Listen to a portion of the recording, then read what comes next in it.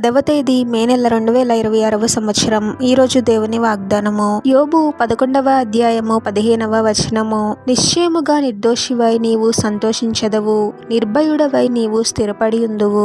సహోదరి సహోదరులారా, పాపమునకు బానిసై పాపపు జీవితాన్ని జీవిస్తూ ఉన్నప్పుడు మనలో అపరాధ భావం ఉంటుంది. మనల్ని మనమే క్షమించుకోలేని పరిస్థితిలో ఉంటాము. అపవాది మనం చేసిన పాపములను గుర్తు చేస్తూ, నీవు దోషివి, ప్రభు బిడ్డగా ఉండడానికి నీకు ఏమాత్రము అర్హత లేదు అని మనలో భయాన్ని కలిగిస్తూ శాంతి సమాధానాలను తీసివేయాలని ప్రయత్నిస్తూ ఉంటాడు.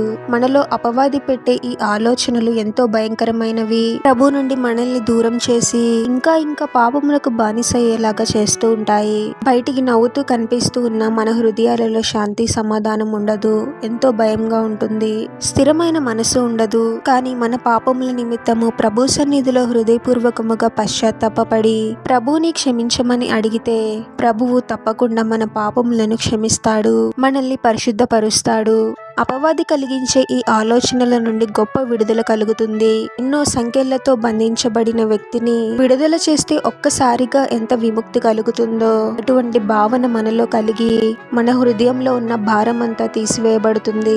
ప్రభు నన్ను క్షమించాడు, నేను ఇప్పుడు నిర్దోషిని అనే ఆలోచన మనలో ఎంతో సంతోషాన్ని కలిగిస్తుంది. దేని గురించి భయపడాల్సిన అవసరం లేకుండా మన హృదయంలో శాంతి సమాధానాలు కలుగుతాయి. ఒకవేళ మీరు ఇప్పుడు అపరాధ భావంతో బాధపడుతూ ఉన్నారేమో, నేను ఎన్నో పాపములను చేశాను, ప్రభు నన్ను ఇంకా క్షమించడు అనే ఆలోచనతో ఉన్నారేమో, ఈ ఆలోచన అపవాది కలిగించేది అని గ్రహించాలి.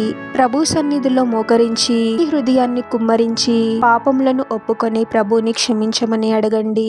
విరిగి నలిగిన మనసుని ప్రభు తప్పకుండా ఆదరిస్తాడు. మీ పాపములను క్షమించి మిమ్మల్ని పరిశుద్ధపరుస్తాడు. ప్రభులో మీరు నిర్దోషిగా స్థిరమైన మనస్సు కలిగి శాంతి సమాధానాలతో జీవిస్తారు. ప్రార్థన. పరిశుద్ధుడవగు ప్రభువా, మీ పరిశుద్ధమైన నామమునకు తరతరములు యుగయుగములు మహిమ కలుగును గాక.